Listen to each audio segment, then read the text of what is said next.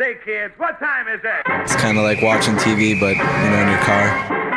104.7 The Cave, Mike the Intern, Jay Stevens in the studio. It is Dark Side of the Stream. Yeah, we do so many things that I'm confused. I didn't know what you were going to say, but this is Dark Side. This is Dark Side of the Stream. You're in the studio. It's Thursday morning. Got my shiny light on me. Got his real shiny forehead, Jay, right now.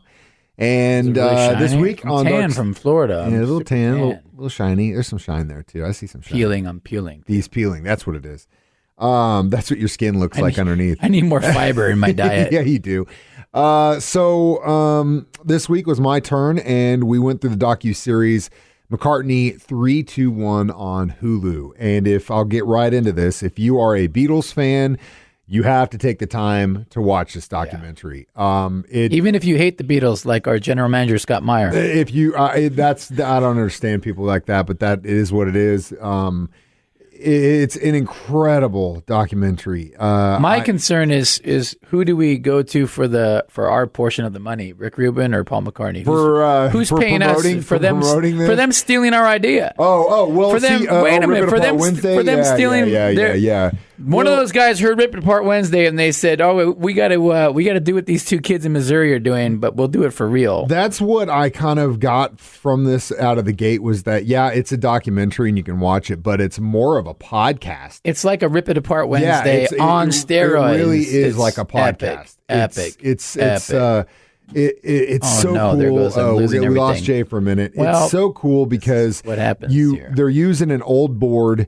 And Rick has got access to all of these studio sessions and basically is just like, hey, do you want to, watch some music? Do you want to watch some music? Do you want to listen to some music? And then they go through these songs. Playing back the songs with the dude who wrote and recorded the songs. The guy, and we'll get into what I think about that perspective because there are certain times where he hears something and he's just like, oh, yeah, I remember, for example, he was talking about how him and George were in a guitar store, and one of the guys that were running it was a jazz musician. He plays this chord, and they're just like, "Oh, yeah, magic! What sorcery is that and chord?" So that was it. Then it's in half their songs. And they didn't know what the chord was. They just learned how to play it. They and then they went and showed John, and then. I guess at the time, John had already graduated school, so he was in art school, and they were hanging out with a bunch of girls, and they'd go, and McCartney would sit in the corner and play this little French tune to try and get these girls to come over. And then years later, John goes, "You remember that French song you always used to play to get chicks? Michelle we should finish that. We should finish that." And that became Michelle. These guys, so stories like that, which being a huge Beatles insane fan that I am. Could you imagine if John Lennon was still alive though, and they did it like the three of those guys? It wouldn't have worked. It wouldn't have worked. And that is what we're going to get into next, at least as far as what I saw in this documentary. The ripoff of Rip It Apart Wednesday, you mean? Dark Side of the Stream is what we're doing, Jay. Don't forget, it's 104.7 The Cave. 104.7 The Cave, Mike the Intern, Jay Stevens back in the studio. It's Dark Side of the Stream, episode 54, discussing McCartney 3-2-1. Now, as we mentioned, Jay goes right before we went to the break. Can you imagine if all three of those guys, or at least all four of them, if George and John were still alive in the room together? There's a reason it's just McCartney, because up until this point, really in the last, 20 years, since really the anthology, McCartney's kind of been the last one to direct the story, if you will. And there have been some things that have happened in recent releases that I think, McCartney got his hands in and changed kind of the way he wanted them, because, there was an argument, as much love and good times. And this was we were growing up and it was all, awesome. It was, he kind of lets things slide a little bit where you're like, wait a minute. That was, for example, they're going through back in the USSR. They're talking about the drum beat, and McCartney's trying to explain to Ringo, this is how I want it. And Ringo goes, you do it. You mean he told him that's how I want it? Yeah, basically. And so, but then at that point, McCartney goes, he could have said, well, yeah, you do it. Or it could have been, well, you do it. And so at that point, like he's directing the story because there's no one else to tell the story. Yeah, Ringo's not there. George and John are gone. So he's kind of directing the story. And there's another part where they're doing, I want to say I think it was Lucy in the Sky, that real high harmony part at the end. And Rick Rubin brings up the backing vocals to show all the high parts, which McCartney pretty much was those high parts. And you hear him just blow his voice at the end. He's like, and he goes, that's why we don't play those tapes. Yeah. And you could see it that he was kind of like, I don't want, but Rubin wouldn't let him do that. No, I thought that was cool. History, man. Musical history is good stuff, Who owns all the Beatles stuff? That do the Slept with the Kids? Does he still own it? Michael Jackson, does he still own that stuff? McCartney's got most of it back. He got it back? Yeah, and I'm sure it's, there are pieces of the pie that are owned by different conglomerates, but like, he's got full control over how the rest of the story is being told. And, I think it was really interesting to hear his takes on some of his favorites and what he liked and what he didn't like about what they did. And Rick Rubin is a chill cat, Dude, like Rick very Rubin, cool vibe, no shoes on. He's just like, hey man, let's listen to this. Like, I don't think it could have been anybody else doing that, man. because the conversation, the way he leads the conversation, the way he asks questions, it would be easy to be in a room with Paul McCartney and just be like, oh my god, I would do that. I mean, it would be so hard for me to be a professional in that situation. But, Rick Rubin is just like, at one point, they're talking about influences, and McCartney goes, I think above the money, above the girls, all that stuff, we just want to be accepted by the musicians we loved. And at a certain point, when we're playing with Little Richard and we're opening for Roy Orbison, we felt like, oh God, we've made it. And Rick Rubin goes, that's all you want. You want acceptance by the people you love. And that is what he treats. That's kind of how the conversation between Rick Rubin and McCartney goes. And I think that's incredible. We'll talk about some of our favorite or least favorite Beatles songs next. Dark Side of the Stream on 104.7 The Cave. 104.7 The Cave. Mike the Intern in the studio this morning with Jay Stevens. It's Dark Side of the Stream, episode 54. McCartney 3, 2, 1. I just realized the way the camera is set up, it makes my head look extremely small. You do kind of have a small head. You kind of have like my shoulders. And you kind of do look like that guy from Beetlejuice. I do. I do, right? If you didn't know this, we stream this live on Facebook every Thursday. You can watch Jay's struggling head. This is actually how I Facebook. look every day at work. He's actually a lot stronger than he looks. I just have a giant head, and when you put them two together, our head perspectives his looks smaller just because mine looks normal, but mine is not actually normal. It's bigger when my hair is out. Anyway, so we're doing McCartney 3, 2, 1, and we could literally sit here. The rip off of Rip It Apart Wednesdays, whatever you want to call it. We could sit here and we could go through all the stories they tell. And like I said, they have to watch it. They're incredible.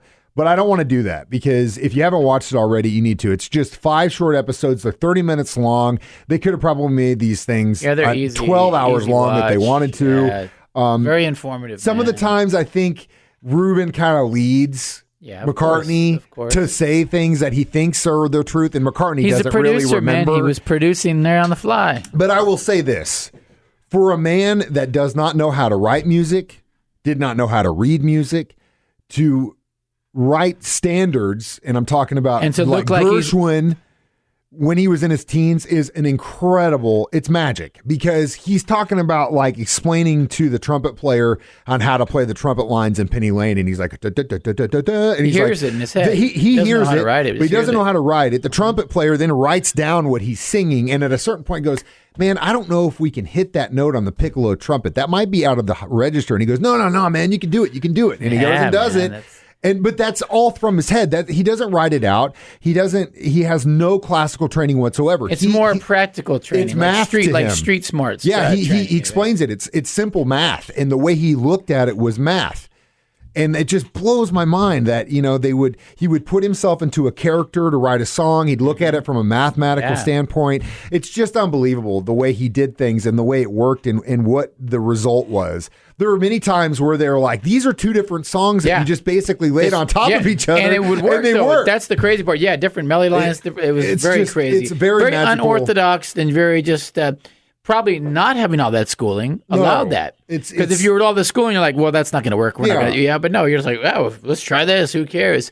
And shout out to Rick Rubin, too, for looking like the homeless guy outside of Starbucks. Not wearing any shoes. No shoes, dude. long beard, white hair. You're not wearing shoes. Come on, man. I'm glad they flew him in from the desert island he's been stuck on for 25 years. Even coming from the guy who wears 50 flip-flops 6 months out of the year, like, dude, put some shoes on. I think I wear long. I mow the lawn in flip-flops. Yeah, that's a danger, actually. You're going to lose a foot.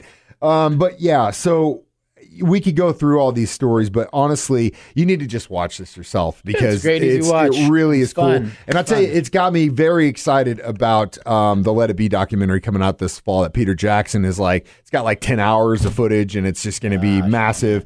It's got me very excited. I'm usually through a Beatles kick like half of the year, a quarter of the year already, and this has just got my Beatle fires tingling. Beatle rabbit holes. We'll put Jay on the spot next, Dark Side of the Stream, to figure out what we're going to watch in a week on 104.7 The Cave.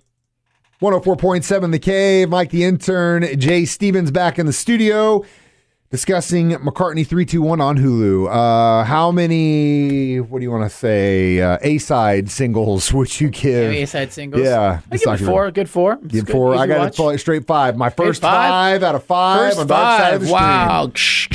Nothing wrong with this. Even though I have my issues with McCartney kind of changing the way history, because he's the last one left, and it's his story now. That's just the way history goes. There's, at one point they were talking about how many, they never rehearsed. But he goes, up until that point, we had played like 10,000 hours together. Yeah. We knew each other. We knew how to play with each other. We knew how, when a guy would bring a song in, we knew where our pieces fit, and that was the formula. He goes, according to the map, he doesn't even know anymore. And could you blame him? I mean, you're playing 3 or 4 shows a day. And the dude's in Germany and the UK and all over Europe. He's what, and 75 years old or 80 years old? 79, 79. Man, he still looks good. Incredible. Guy, and he's still, if you wanted to go on a tour right now, probably a vampire for sure. Actually, he's a vegan. Soul.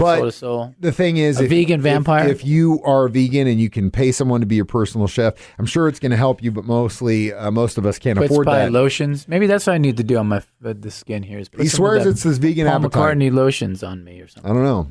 I like meat. I like meat too much, but I would give it 5 A-sides all day. So watch it, McCartney 321. If you're a Beatles fan, if you're not a Beatles fan, if you like music, if you like where creativity comes from, all that good stuff, it's the documentary. If you like our Rip It Apart Wednesdays, it's the same thing.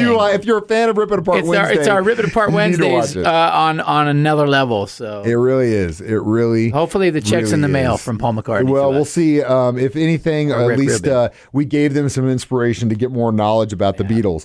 So next week, Dark Side of the Stream, it's yours, Jay. I implore you to get us back to some crazy. We've done a lot of... I'm getting us back to some crazy. You know me. I find the hidden gems. This week it shall be Misha with the Wolves. Misha with the Wolves. Is this a one-off documentary? It's a one-off documentary. Where can I find it? Netflix. Okay. Is it old or new? It's new. It's new. It'll be right there in the latest releases or whatever. Okay, right? It popped up on me. This past weekend, and I watched it. It's Misha Among Wolves or Misha with the Wolves, something like that. But it's about a girl that ran away from the Holocaust as a small girl, lived in the woods, and was raised by wolves, and comes back to tell her story years later. And there's twists in the story. Lots of twists. And you be the judge at the end of what is true and what's not. Oh, okay, good. Well, it's nice to I'll have give a you little this bit crazy. Yeah, don't. If you're following us along on Facebook Live, I apologize for that creepy face Jay just give you. You can always download this podcast on our 104.7 The Cave. It's Dark Side of the Stream, episode 54 on 104.7 The Cave.